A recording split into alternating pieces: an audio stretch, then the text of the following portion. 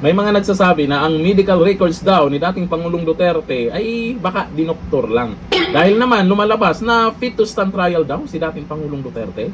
Sa edad niyang yan, at dito pa lang nung nandito pa siya sa mga nagaganap na rally, may pagkakataon nga na nakukuhanan siya ng video na na-outbalance siya. Tapos fit to stand daw. Tapos nabalitaan nating pumayat daw siya.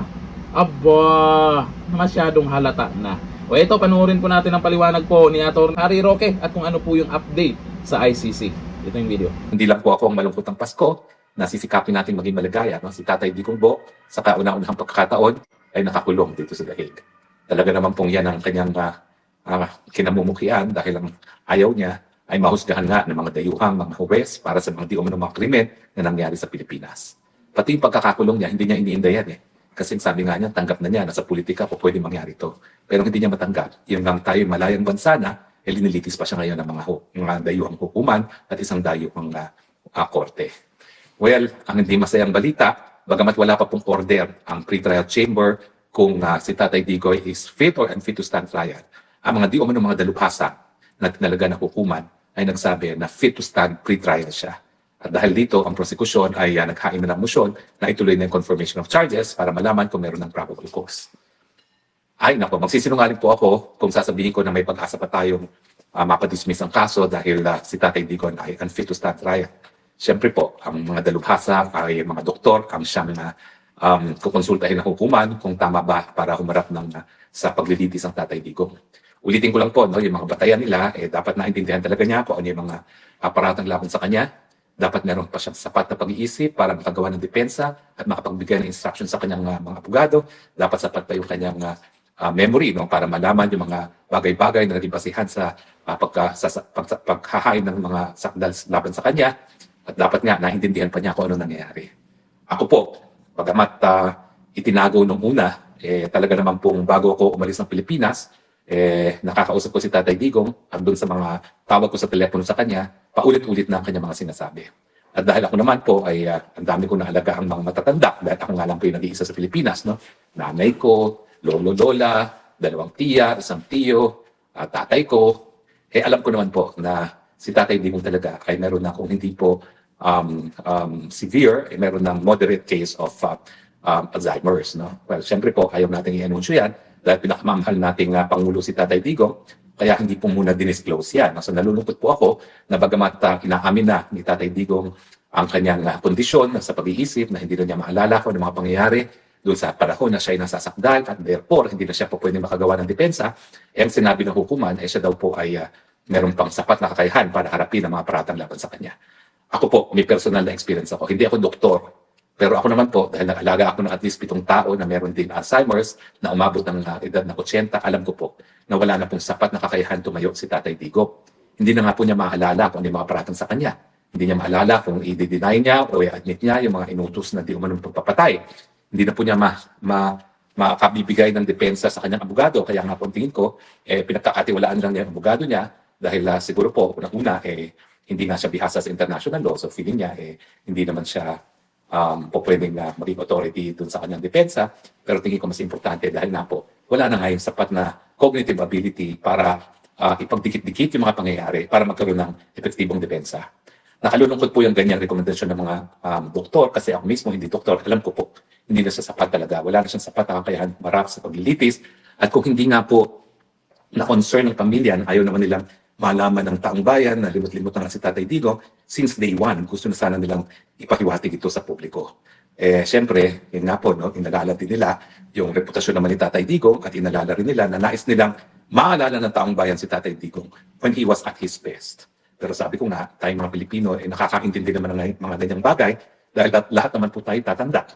At ako po, lahat ng aking kapamilya ay merong Alzheimer's. Ako po, aminin ko na, I'm 1 year away from being a senior. At siguro po, I have maybe 15 to 20 years left kung saan malinaw ang aking pag-iisip. At sa tingin ko, sasapitin ko rin yung sinapit ng aking mga ninuno dahil itong Alzheimer's po, pagiging limot-limot ay genetic. No? Ngayon pa nga lang po, hindi ko na maalala yung mga pangalan, no, ng mga tao na palagi ko nakakausap. Minsan nakakalimutan ko yung pangalan pati ng aking aso. Ng aking aso na mahal na mahal. No? So napakatindi po niya, no, na hindi ko na maalala ng mga pangalan. So yan po talaga ay sign na talagang papunta na rin ako doon. Kaya nga po, I sympathize with the President kasi kami mga diabetic, kami ay particularly prone doon sa sakit na Alzheimer's. No? Anyway, so ano pong aasahan natin? Well, aasahan po natin na dahil wala namang pong ebidensya to the contrary, baka i-sustain po ng hukuman yung finding ng mga dalubhasa na kaya niya humarap sa paglilitis.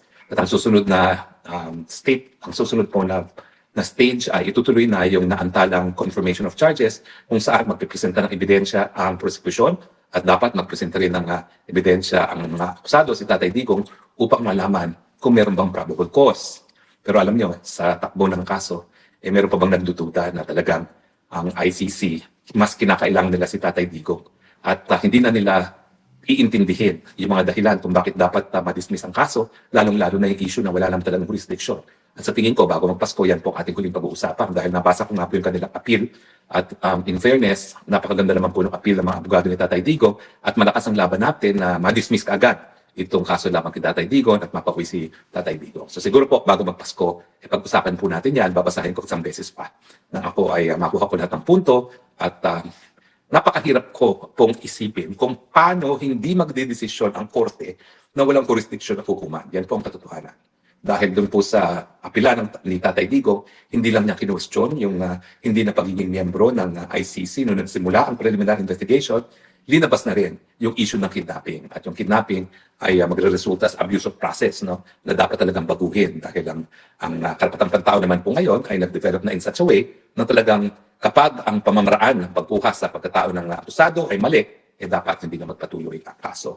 So, pag-usapan po natin yan. Pero sa ngayon po, mukhang mababasura na naman ang motion ni Tatay Digong na ma-dismiss ang kaso dahil siya ay wala na sa tamang pag-iisip at mukhang magtutuloy tayo sa confirmation of charges. Well, wag po tayo mawala ng pag-asa. Kasi ang sinasabi ko naman talaga, ang pinakamalakas na basihan ay yung lack of jurisdiction. Kasi yan po ay legal issue.